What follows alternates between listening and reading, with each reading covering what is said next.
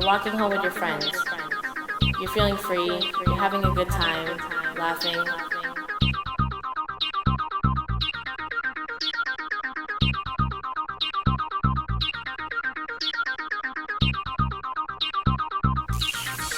You finally get home.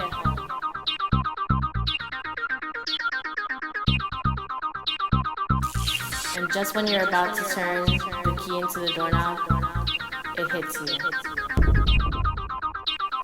You wake up in a hut surrounded by 20 to 30 girls. Some man comes in and makes you his own. You become marked. You become one of them. You become a prostitute.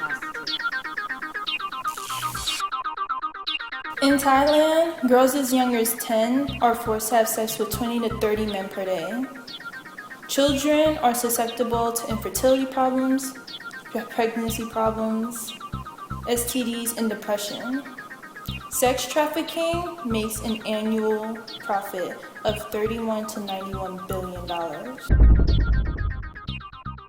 Human trafficking is the illegal trade of human beings mainly for the purposes of commercial sexual exploitation or forced labor.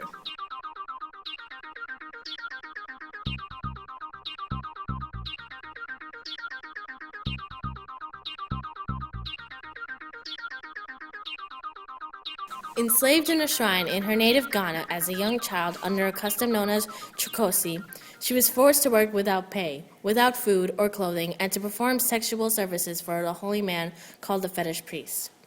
She was able to escape 17 years later after several failed attempts at the age of 23. Chukosi comes from the Eo word meaning slave of the gods and is understood as a religious and cultural practice in which young girls, mostly virgins, are sent into a lifelong servitude to atone for the alleged crimes of their relatives.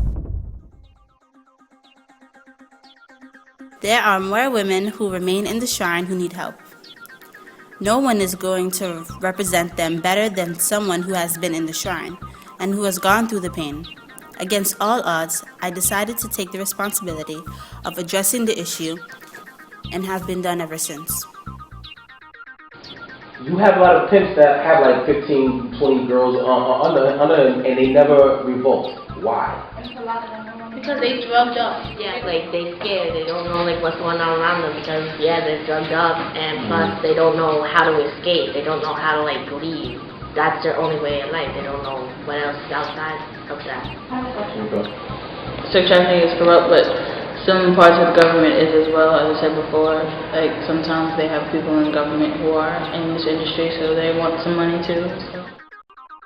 I like to refer to slavery as the Hydra. I don't know if you're familiar with Greek mythology at all, but the Hydra was a nine-headed monster. But the problem was whenever he chopped one head off, two grew back in his place. So you chop the head off of slavery and poverty and joblessness suddenly appear. You chop the head off of poverty and then suddenly you're seeing HIV and lack of access to healthcare appear. And it doesn't seem to end. And the only way Heracles was able to kill the Hydra, unlike any of his other acts of bravery, was with the help of his friend. And so I think we need to call up people that are addressing poverty.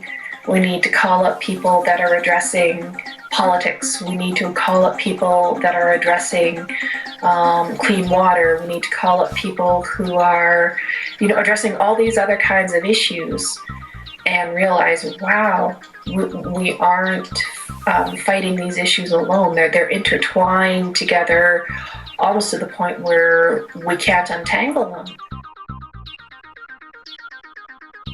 The Trafficking Victims Protection Act was established in the year 2000. This act are laws that are also tools to combat trafficking in persons, both worldwide and domestically.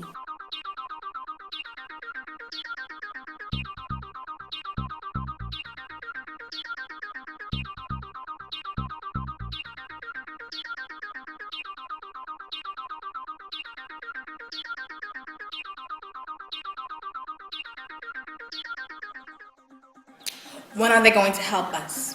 Who's going to help us? How are they going to help us? Who's going to defend us?